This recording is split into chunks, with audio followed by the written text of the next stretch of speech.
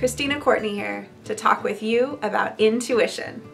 This is a question that I get all the time. People are always asking me, Christina, what is intuition? Can you explain that to me? I just don't get it.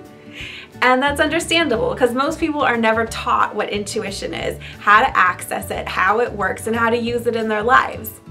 For me, I was always really intuitive ever since I was a little girl. I had really good instincts about things. And the more and more I used it, the stronger this intuition got and the more effective it was in my career.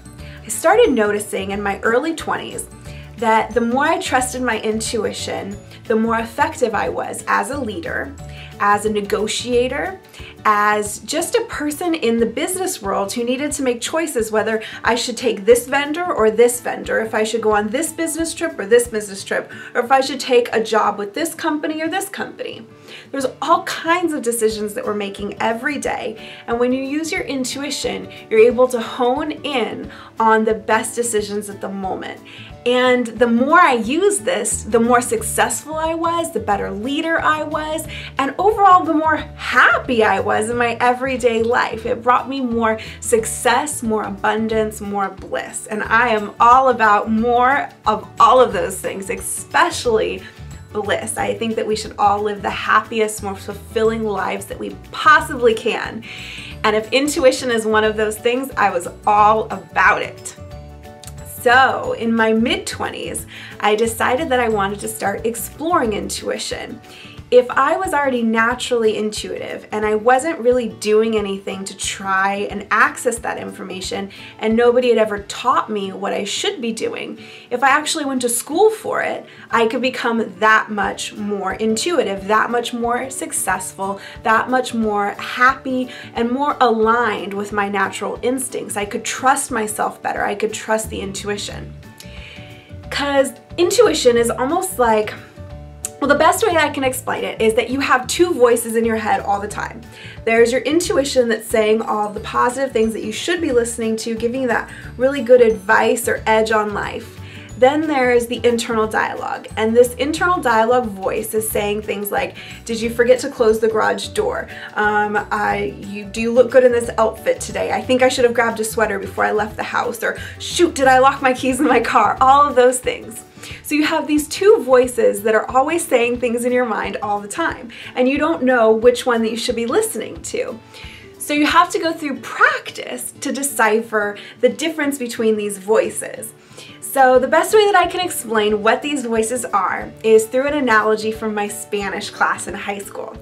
When I was in high school, I took Spanish, and the very first day of Spanish, I didn't know how to say anything. But the more and more I took classes and practiced the language, I got a little bit more comfortable, a little bit more familiar. My first day in class, I would have never been able to decipher the difference between Spanish spoken in Mexico and Spanish spoken in Spain. However, even though it's the same language, it sounds very different in both of those countries. But if it's your first time hearing Spanish, you would never be able to tell the difference. But after I took a vacation in Mexico and in Spain, I took another year of Spanish class, I was practicing it more. I could easily pick up if somebody was talking to me in Spanish who was from Mexico or talking to me in Spanish who was from Spain, I could decipher the difference. Because it's almost like a different dialect that they're speaking. It's a different flavor, it has different sounds, different nuances. And that's kind of like the two voices in your head, the intuition and your internal dialogue. So what happened when I went to get certified in intuition is that you go through a process of doing practices and exercises where you're able to hone in on those two different voices in your head, essentially, so that you can listen to your intuition more and know when there's a voice in your head saying, no, don't do that, if it's your intuition or if it's just your internal dialogue saying that you shouldn't do that because of preconceived conditions or whatever else is causing your internal voice to be saying those things, so that you can decipher the difference between that and your intuition. So I took a lot of classes, and I've been doing this for probably 5 years now, and I'm actually certified in this area. I'm actually a certified psychic. Dun dun dun. People often have interesting reactions when I tell them that I'm a certified psychic, but basically a psychic, the word psychic, the word intuition, the word instincts, and the word gut is all pretty much the same thing. They're just different levels of how far you decide to train yourself and hone in on this skill. Everybody has the ability to be intuitive. Everybody has gut feelings, everybody has intuition and instincts, and everybody can be psychic. They're all the same thing. But what happens is you have to practice it.